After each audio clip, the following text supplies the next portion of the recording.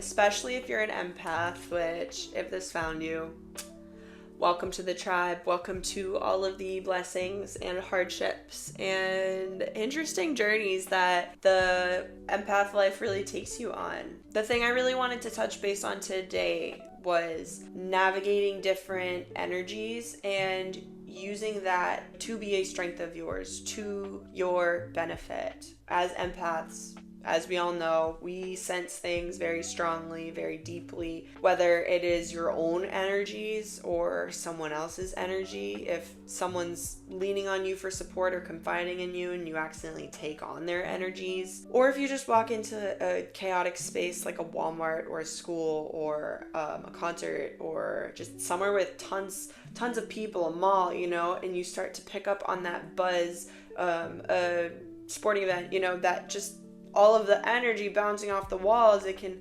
be overstimulating, it can be exhausting, it can be distracting. A really neat exercise that I do before I move into these spaces so I can still enjoy participating in those events without being completely derailed by my experience of them is setting energetic boundaries.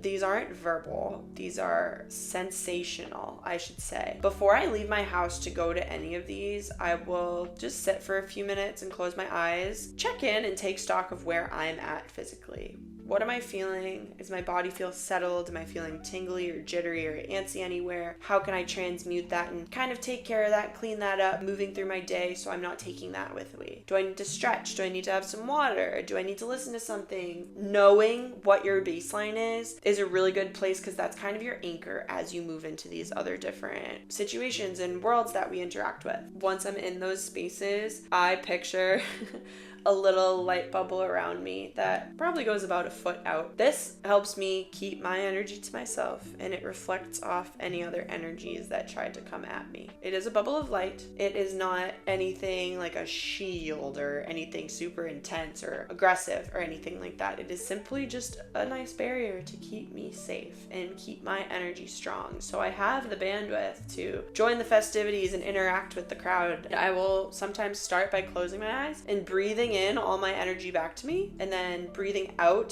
to create this bubble. And I'll close my eyes to picture that bubble forming, but then I also take stock again. I'm very clairtangent, so I get the sense of what it feels like with that light bubble. And as I navigate the crowd and the chaos, I hold on to and embody what that feeling is.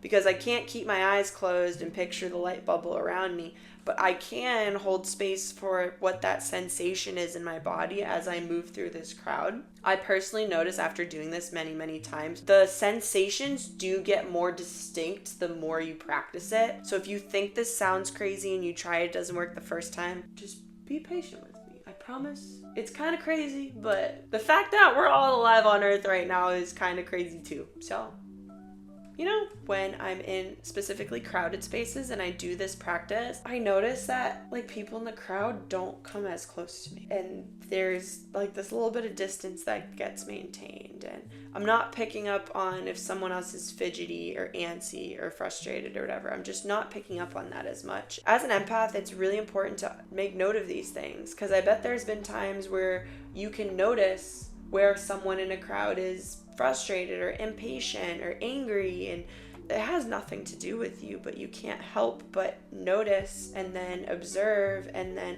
start to feel what it's like to feel that emotion. And that comes from leaky boundaries. We don't realize we're picking up on these energies, but that is exactly what happens as empaths is we can tune into things and then we're stuck walking around with it. We're tapped into it too, I just think it's really important to hold awareness at the very least for the energy that's ours when we leave the house, because when we start to accidentally tap into something, we can rewind and be like, okay, wait, nope, actually that's not mine. I'm picking up on anxiety, but I'm not anxious in this moment. And that's where that little bubble and that checkpoint can be really helpful and powerful. When you're done navigating those types of crowds, checking back in with your energy, maybe taking a shower or burning something to cleanse. I've noticed the more I get into energy work and energy practices, the more palpably I can feel the effects of using incense or Palo Santo or sage or something on me. And it is so helpful to just reset and take a little energy shower and get back to center and not be carrying around all of the extra commotion of the world. If you're someone like me who can't unfortunately avoid those types of heightened and a little bit more uncomfortable energies that we get tossed around, the least we can do is make sure that they're not carried around by us, because they're not ours to carry. Being an empath comes with a lot of that. Because we can carry it, we think we should carry it. Not our job. Shocker. But anywho, I hope these couple of tips were helpful. If you'd like any support on navigating, kind of getting a sense for where your energy's at, I'd love to help you do that. I will link my most recent offering below. And in the meantime, stay safe out there, stay grounded, and stay blessed.